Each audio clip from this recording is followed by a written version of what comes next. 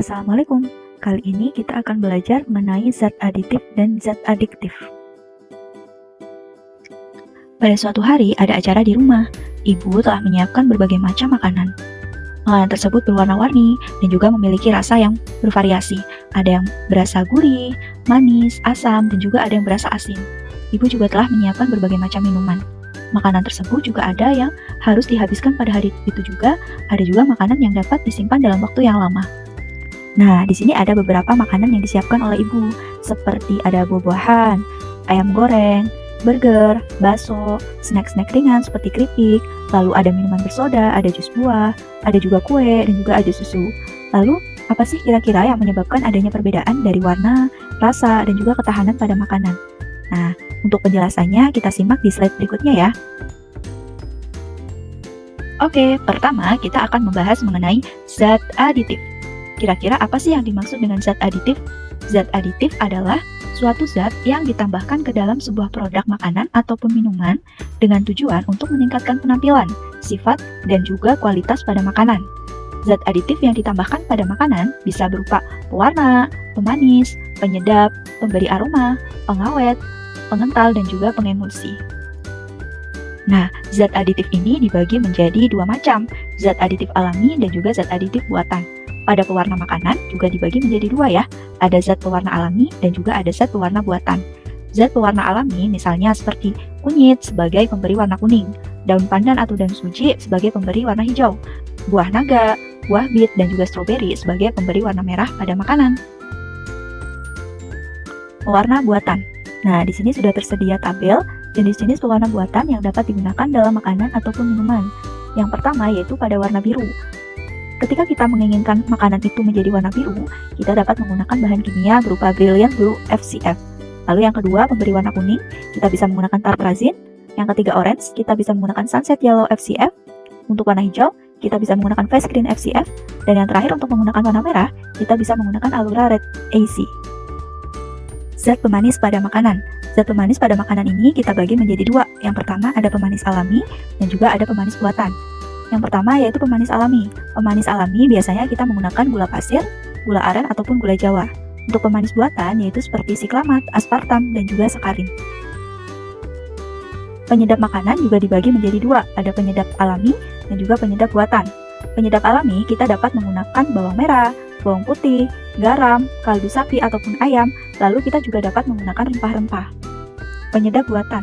Penyedap buatan yang biasa kita pakai itu biasanya adalah monosodium glutamat atau MSG. MSG ini digunakan sebagai penyedap rasa yang memberikan rasa gurih pada makanan. Pemberi aroma. Yang pertama yaitu pemberi aroma alami. Dalam pemberi aroma alami kita juga dapat menggunakan dari ekstrak buah-buahan, vanili, minyak atsiri, kayu manis, dan juga dari daun pandan. Untuk pemberi aroma buatan, kita dapat menggunakan bahan-bahan seperti yang ada di tabel. Ketika kita ingin menggunakan aroma pisang ambon, kita bisa menggunakan bahan amil asetat. Lalu ketika kita ingin menggunakan aroma apel, kita bisa menggunakan amil kaproat. Ketika kita ingin memberi aroma nanas, kita bisa menggunakan etil butirat. Selanjutnya adalah pengental dan juga pengemulsi. Pengental biasanya berupa agar-agar, gam, gelatin, pati, dan juga alginat. Lalu untuk pengemulsi biasanya kita temukan di lecitin. Nah, lecitin ini biasanya terdapat di kuning telur ataupun kedelai. Pengawet, ada pengawet alami dan juga pengawet buatan. Untuk pengawet alami, biasanya kita gunakan gula dan juga garam. Nah, untuk pengawet buatan, ini sudah tersedia di tabel bahan pengawet dan juga penggunaannya. Bahan yang pertama itu seperti asam benzoat, natrium benzoat, dan juga kalium benzoat. Bahan ini digunakan untuk mengawetkan makanan dan minuman ringan, kecap, dan juga saus. Lalu yang kedua ada asam ascorbat.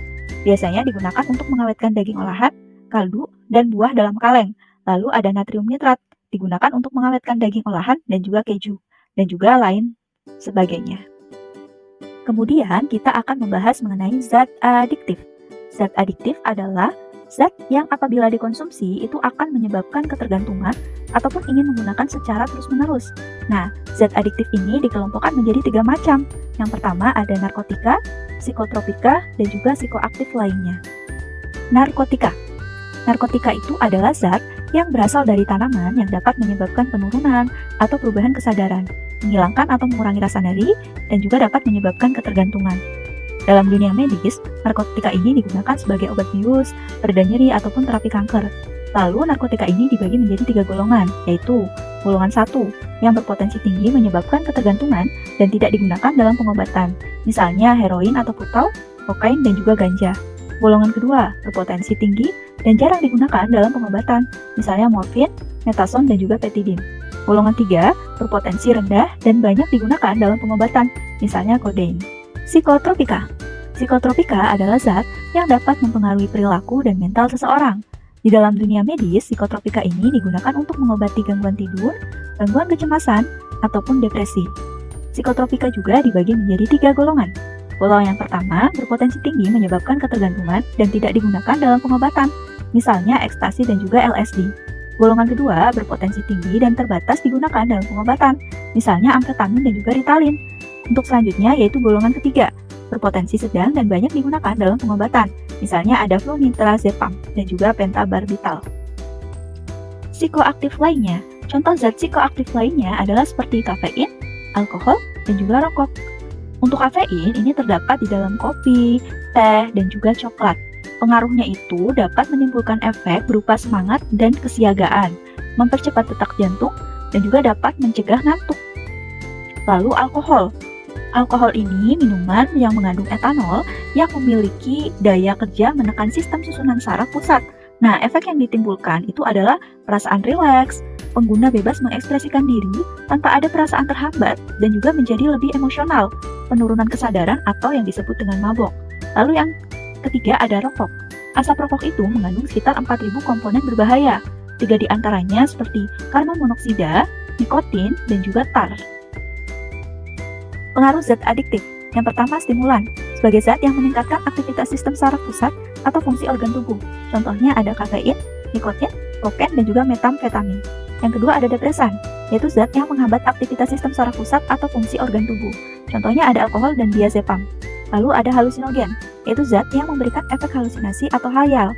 Contohnya itu LSA dan juga LSD. Konsumsi zat adiktif secara sembarangan atau di luar pengawasan dari dokter itu dapat menyebabkan berbagai dampak negatif. Nah, misalnya itu ketergantungan, gangguan mental, kerusakan organ tubuh, kanker, sampai bahkan dengan kematian. Selain itu, penyalahgunaan zat adiktif juga termasuk tindakan yang melanggar hukum loh. Jadi hari ini kita belajar apa sih? Nah, jadi hari ini itu kita belajar mengenai zat aditif dan juga zat adiktif. Zat aditif itu apa? Zat aditif itu adalah berbagai macam zat pewarna, pemanis, penyedap, penambah aroma, pengemulsi, dan juga pengawet pada makanan. Zat-zat yang ditambahkan pada makanan. Lalu zat adiktif, yaitu berbagai macam zat yang dapat menimbulkan ketergantungan, dan juga zat yang berbahaya bagi tubuh jika digunakan secara sembarangan atau tanpa resep dari dokter. Oke, setelah kita mempelajari materi yang tadi, selanjutnya kita berlatih ya. Nanti sebutkan zat aditif apa saja yang terkandung di dalam komposisi tersebut. Selamat berlatih!